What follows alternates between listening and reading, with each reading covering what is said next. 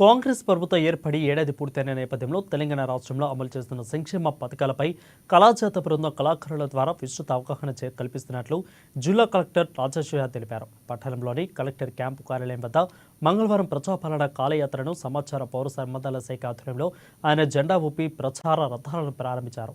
తెలంగాణ సాంస్కృతిక కళాకారులతో ప్రజా విజయోత్సవాలు ఈ నెల 19వ తేదీ నుంచి డిసెంబర్ 7 వరకు కూడా జిల్లాలోని అన్ని మండలాలు అదేవిధంగా ఆయా గ్రామాలు మున్సిపాలిటీలలో రాష్ట్ర ప్రభుత్వం అమలు చేస్తున్న 6 గ్యారెంటీలపై విస్తృత అవగాహన కార్యక్రమాలు నిర్వహిస్తున్నట్లు కలెక్టర్ వెల్లడించారు.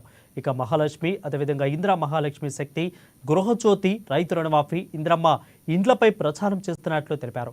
ప్రతి మండలం నుంచి 3 గ్రామాల్లో కార్యక్రమాలు చేపడుతున్నట్లు పేర్కొన్నారు.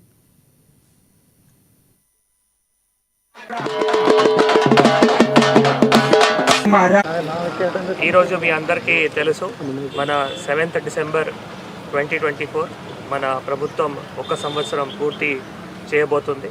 దాని సందర్భంగా ప్రజా విజయోత్సవం, ఈ ప్రజాపాలన యాత్ర ఈరోజు ఇక్కడ జిల్లా హెడ్ క్వార్టర్ నుంచి 7వ తారీఖు అంటే 7 డిసెంబర్ వరకు ఇది స్టార్ట్ చేయడం జరిగింది. సో ముఖ్యంగా దీనికి సంబంధించిన 15 మన కళాజాత్ర సభ్యురాలు వారు సంబంధించిన 2 టీమ్స్కి ఏర్పాట్లు చేసుకొని గ్రామ పంచాయత్ షెడ్యూల్ తర్వాత మున్సిపాలిటీ షెడ్యూల్ కూడా ఇచ్చి అట్లా 114 అంటే 57 ఒక్కొక్క టీంకి 114 ఇట్లా గ్రామ పంచాయతీ ఇట్లా వార్డు కవర్ చేస్తున్నాము. దీంట్లో మేజర్గా మనం ఈ 1 సంవత్సరంలో ప్రజాపాలన సందర్భంగా ఇందిరమ్మ రాజ్యం సందర్భంగా ప్రభుత్వం చేపట్టిన ఏవైతే మేజర్ పథకాలు ఉన్నాయో వాటి గురించి ప్రజలకి దగ్గరే వెళ్ళి ఈ పథకాల గురించి వారికి వివరాలు చెప్తాము.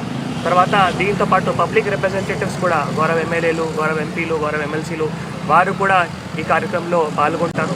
ముఖ్యంగా దీంతోపాటు 22వ తారీఖు కూడా మన జిల్లాలో చాలా పెద్ద ఎత్తున అక్కడ స్టేట్ నుంచి ఒక కల్చరల్ ట్రూప్ కూడా వచ్చి ఇక్కడ జట్టి హాల్లో ఆ కార్యక్రమం కూడా చేయబోతున్నాము. సో ఇట్లా ఈ ప్రజాపాలన సంబంధించిన అన్ని పథకము, మహాలక్ష్మి కానీ, గృహజ్యోతి కానీ, ఇందిరా అమ్మ ఇల్లు కానీ, ఇట్లా అన్ని రకాల పథకము, అయిన తర్వాత ఈ సోషియో ఎకనామిక్ ఏవైతే కులగణ సర్వే జరుగుతూ ఉంది, ఇట్లా అన్ని రకాల పథకంకి ఒక మంచిగా కూడా ఇక్కడ 2 వెహికల్స్లో ఫ్లెక్సీ కూడా ఏర్పాట్లు చేసి వాటికి మన జిల్లా సంబంధించిన వివరాలు కానీ, మన జిల్లాలో కూడా గౌరవనీయులు సీఎం సారు మళ్ళీ అప్పుడు ఇంద్రవేలి స్తూపం కానీ, ఇంద్రవేలి బహిరంగ సభ కానీ అప్పుడు కూడా సార్ రావడం జరిగింది. వాటి గురించి కూడా అన్ని వివరాలు డిప్యూటీ సీఎం సార్ కూడా టిప్రీలో అక్కడ బహిరంగ సభ కూడా పెట్టడం జరిగింది. అట్లా అన్ని ప్రోగ్రామ్ సంబంధించిన కూడా మన జిల్లాలో కూడా ఏవైతే ప్రత్యేకంగా వివరాలు